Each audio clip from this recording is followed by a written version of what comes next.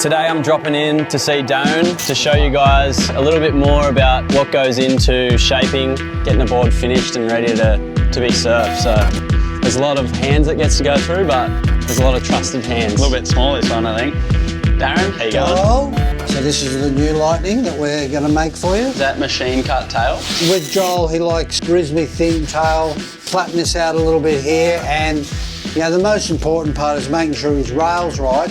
Yeah, the rails are definitely key. And making sure we're not too thick up here. Can the machine totally finish a board? You get some people that get a machine to do everything and people finish them off. I like to shape them. I like to leave a little bit there so you can shape them. See, you can get better results when you've got something to play with. What about our little fin adjustment we've made? So another important part is where your fins go. Steph has different fins than Ethan and has different, I mean, we're talking millimetres here. Yeah.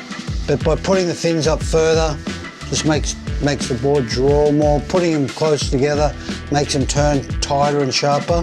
Those two measurements there, which we can't tell everyone out there what it is, works good for you. This is the fin angle. Depending on the boards, depending on how much angle, that's just the normal shortboard angle.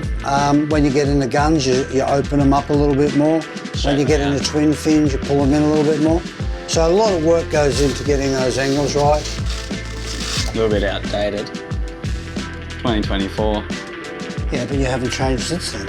Look at Ethan's one. It's 2023. Steph and Jacob Wilcox, the same. Molly, they've all got their own rail. Do you reckon weather affects the board? When you get boards in summer, they cure better. They're harder. Mick said he would always love to get these boards in summer. So you're telling me if people want to order boards, it should be right now? Not necessarily. If I was making boards in Sydney or Melbourne, a little bit different. Yeah. Because it's pretty cold down there. So now, the wax comb. Well, I've been doing this for quite a long time. Because no one else really does it, do they? No. Wax comb there just gives the resin something to go in. Just gives it less opportunity for it to crease. So here we go, 510. There you go, mate. Thank you. We'll go get some plugs put in it. So this is Greenie. Does yes. He's been working for me for how long? What, 26 years? 26 years, and that's all he's done the whole time. So they set these plates up. So once he's routed out the plugs, how does he get the fins at the right angle? So he gives them a bit of a rough up, so there's more resin to hold onto it. So he just sits them in there like that. Then he'll put the resin in, and then he'll get his little line-up thing and just get the angle that we want them on. These are at 6.5 degrees. Yeah. If you go out a little bit more, the board will go more like that.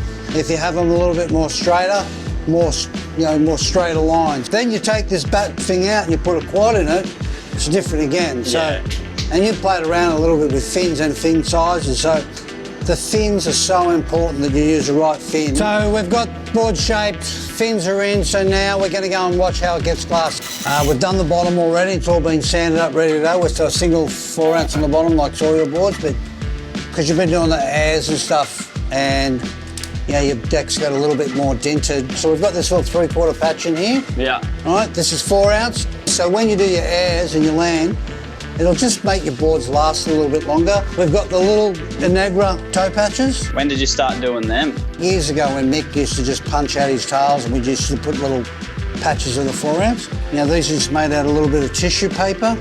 Oh yeah. So you watch us putting that on, puts the logos on, and then just uses a blue resin so it makes the boards nice and bright. So he pulls all the cloth back so he can get the logos in, and you watch, you just pull that back so it's perfectly right. So is it 2 4 ounces up to here? Single 4 ounce and then the 3/4 patch. You can see the cut there. We cut it on an angle so it doesn't make a weak spot. Yeah. If we put it straight across like that, that could be a weak spot. If you land on the nose, it could probably break. Yeah. So let's give him some room. He'll work that in. When you've got 2 layers, it's a little bit more of getting the resin into cloth so you don't get any air bubbles and anything like that. The lap's really important. That lap is just the perfect size lap for you guys to have a light board but strong. If we're doing one for Hawaii, we'll double the size of that lap. So that goes around there and gives it like another strip around, so that makes it a little bit stronger. Yeah. With our sweet spots, so they're a 6 ounce bottom, double forward deck with a really wide lap, so that makes it really strong. And we try to make them as strong as we possibly can. But also light, right? But also light. We're making Ferraris here. Ferraris, not Fiats. So this is 4 ounce. We also use 6 ounce. We're playing around with some 3 ounce. What about 5s? Do you ever use 5s? 5 ounce. 5 ounces on all the Juliets. Just getting all the air bubbles out. Yeah, and just puts another little layer over the top. So you can see that comes out of the glass and bay. Yeah. It's got its filler coat on. It's got all these little bumps and stuff, so it's got to go into sanding, but before it goes into sanding, they've got to put this leg rope plug in. So they route out a little thing there, Yeah. put a little bit of cloth, pop that in with resin. This tape's there just so that the resin doesn't go everywhere, and then it's ready for sanding. Yeah. And in here, for sanding. So we start with the 180 on a hard pad. That just gets all the bumps and stuff out, and then they'll go to a 240 on a medium pad, and then they'll oscillate it with 240, plus a little bit of hand sanding in between. All right, so now we're gonna get some colour on it. Yeah. So Zach's taped it all up. What'd you say, green? What'd you want, green and yellow? Green and yellow. So here he goes with the green. That's yellow. Is that? That's yellow. Colourblind. With sprays, you can do them both on the filler coat. That means once the board's finished, Yeah. you can put them on the top. They look a lot more vibrant and stuff, but they scratch off after a while, but that's why we put them on the decks where you wax over them. Yeah. Or you do them on the foam. So these are a couple of mollies here that are on the foam. There you go. Thank you. Feels and looks great. Now we're going to get it cleaned up. All boards are going to go in for a quality control check. They just wipe all the dust off it. And there it is, mate. She's ready to go. Thank you. We're not telling Darren, but I will be trying airs on this first surf. He doesn't like that.